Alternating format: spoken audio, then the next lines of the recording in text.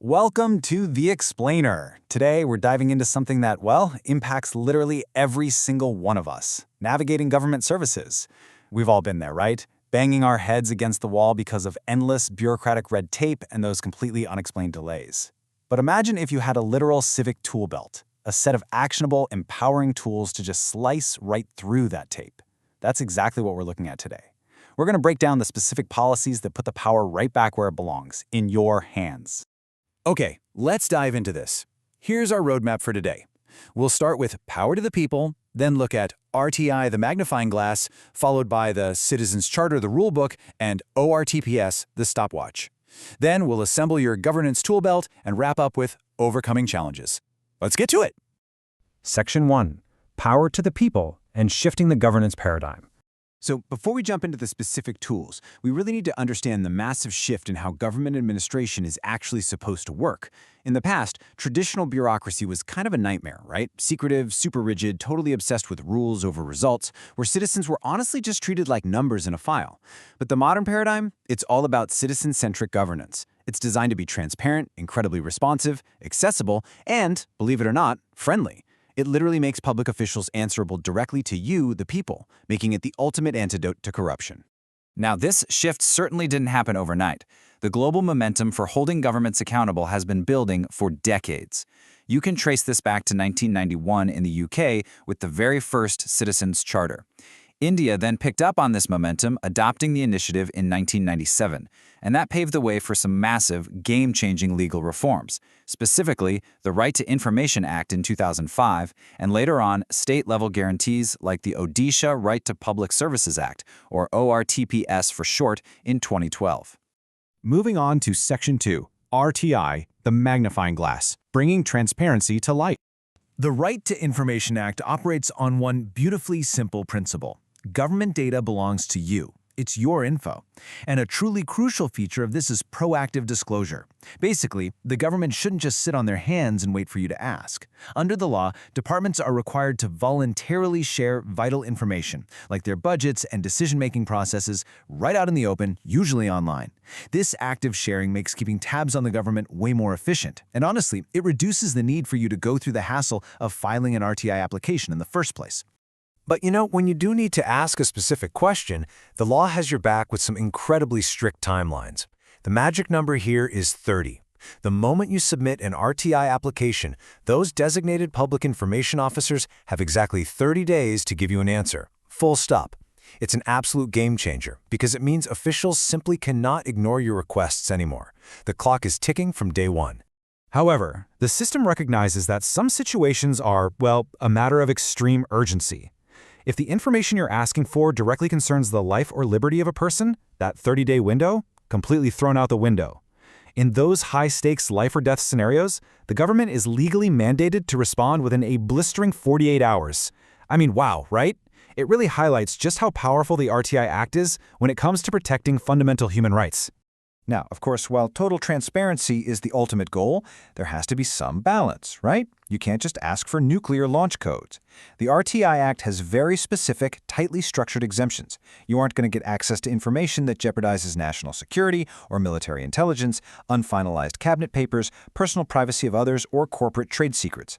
It's a necessary, logical boundary to balance the public's absolute right to know against essential national interests.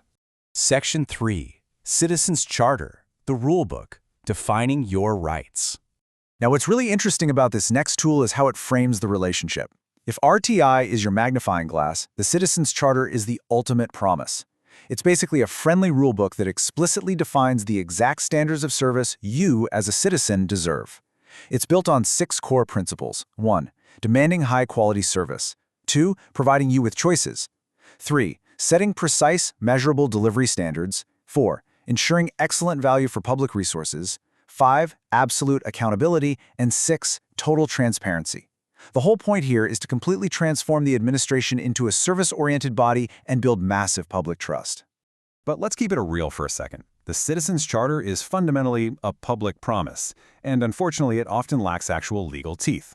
Unlike some other laws, there are generally no financial or legal penalties if a government department just completely fails to meet the Charter's stated standards. Plus, a lot of departments simply forget or choose not to update them.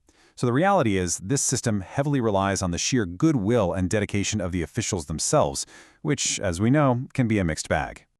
Which brings us to Section 4, ORTPS, the stopwatch, guaranteeing time-bound delivery.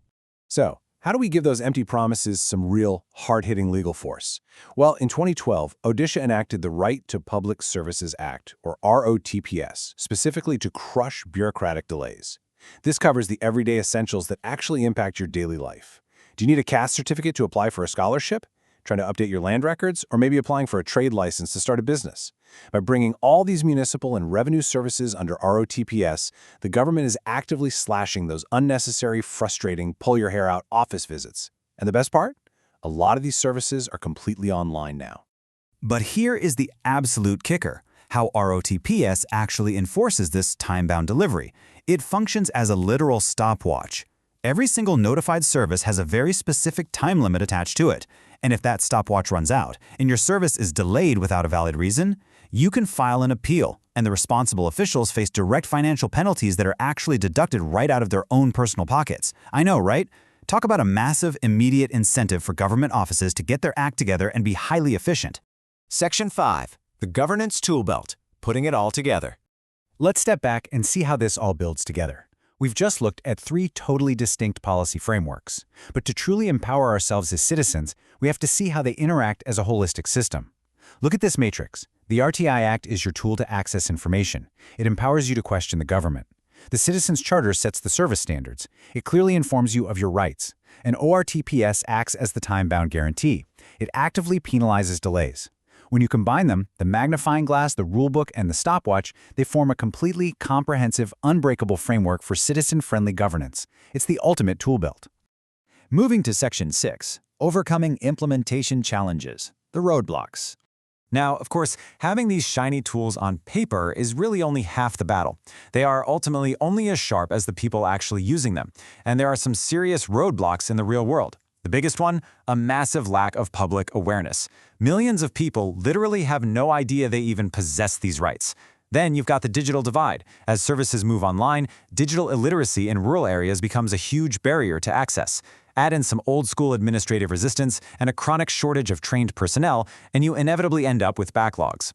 So really overcoming this isn't just about passing laws. It requires relentless public awareness campaigns and vastly improved digital infrastructure.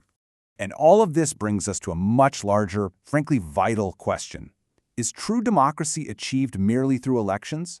I think the tools we've explored today, RTI, the Citizens Charter, and ORTPs, prove that the answer is a resounding no.